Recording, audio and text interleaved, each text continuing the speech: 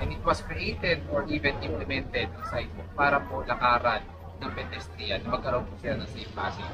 Hindi po ito pwedeng gawing extension ng tindahan or worse, gawin po parking po.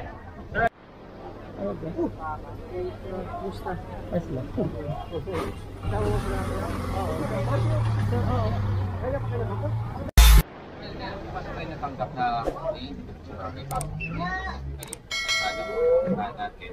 At nakita naman talaga natin si two-lane route na lang and towards the end of the day, mahalaga po dapat clear po yung mga kalsada. Kasi sabi ko nga po sa mga residente, yung pag-clear po natin dito is not just about illegal parking, it's also about the safety. Kasi nga po kung nagkaroon po ng kapilya, let's say nagkaroon ng sumo, mahihirapan po pumasok sa vehicles.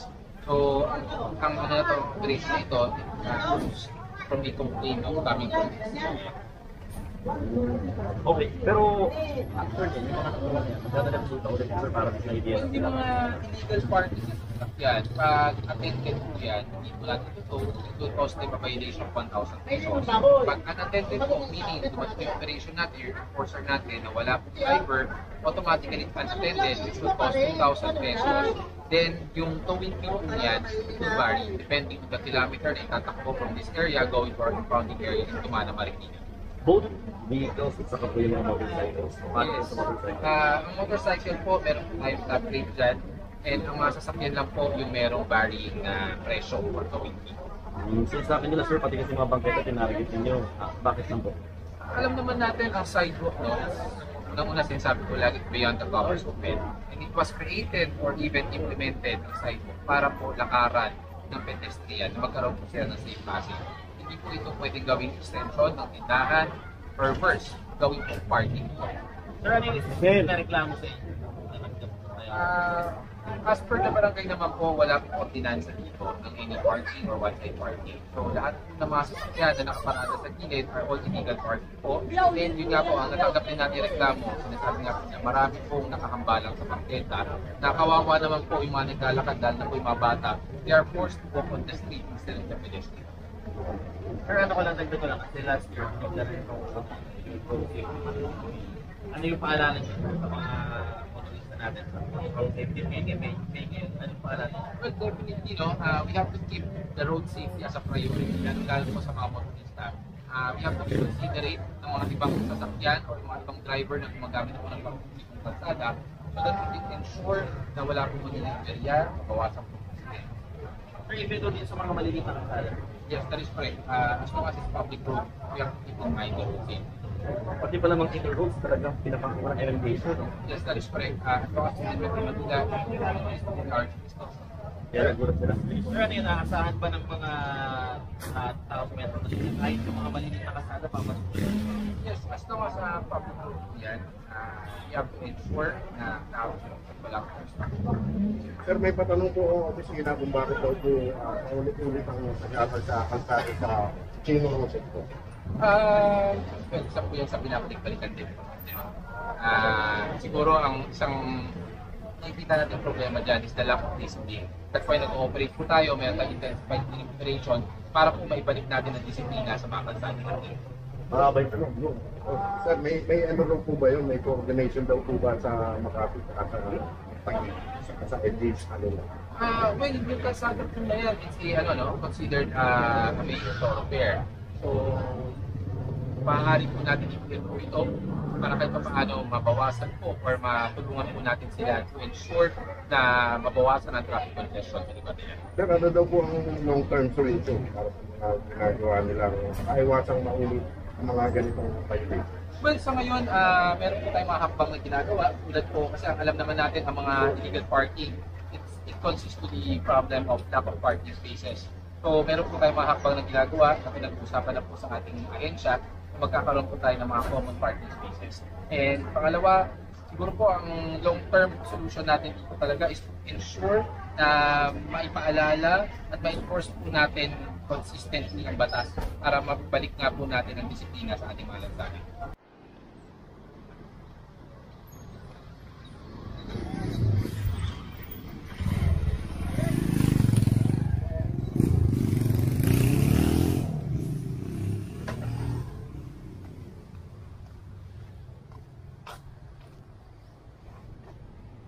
Nakita nyo naman lahat na may ticket yan.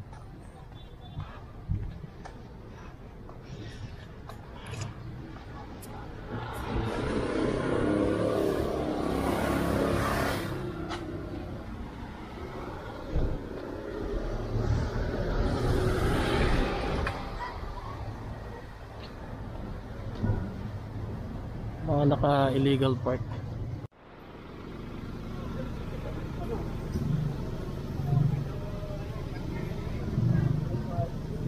So yan, dito tayo sa may Champaka Street. Dito yung pinaka-grabe talaga. Ayun.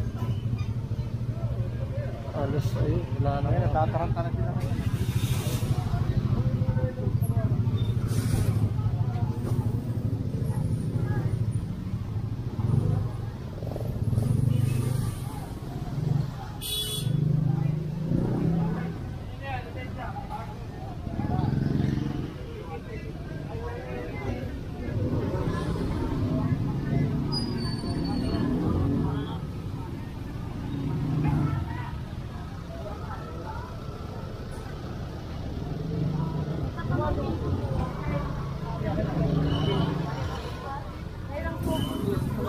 Ulasan na. Sabi mo si Dod. Sabi mo si Dod. Aso pa.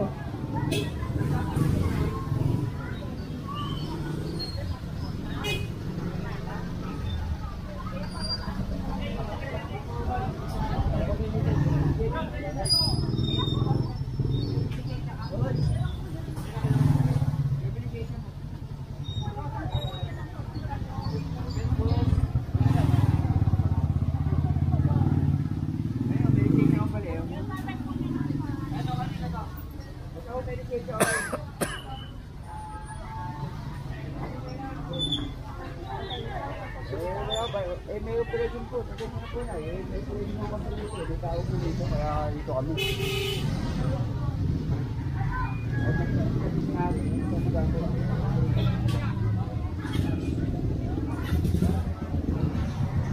So lahat ng ano din dito, mga naka-illegal park ay titikitan.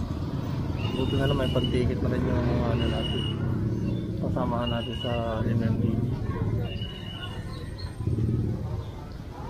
Pansya.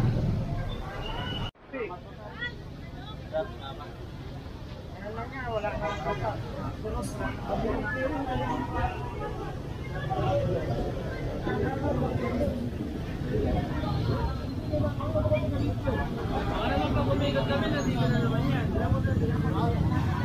So dito may titikitan din isang motor saka isang ito Suzuki Alto. Nakaparada kasi din yung motor dun sa may ano, sa side. Tapos ito naman sasakyan nila sa kalsada.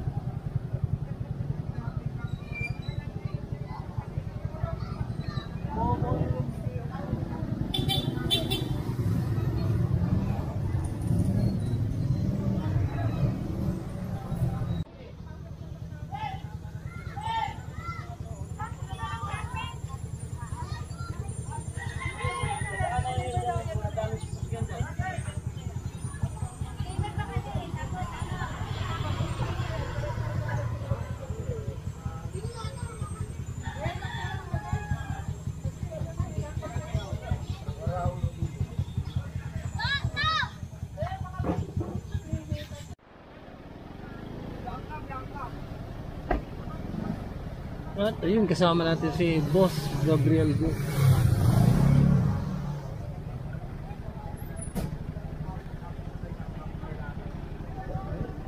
Tada ko nandito rin.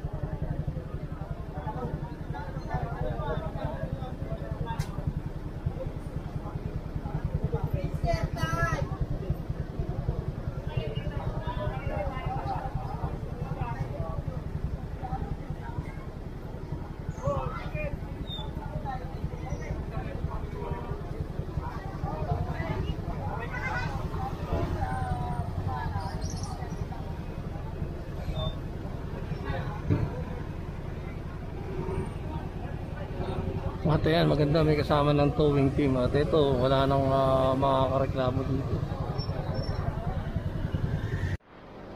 umaga. Gusta. Ayos lang. Tawag mo sila. Oo. Sir, oo. Kaya pa kailan ako? Ang ganda na naman. Yan, kanina pa. Umaga.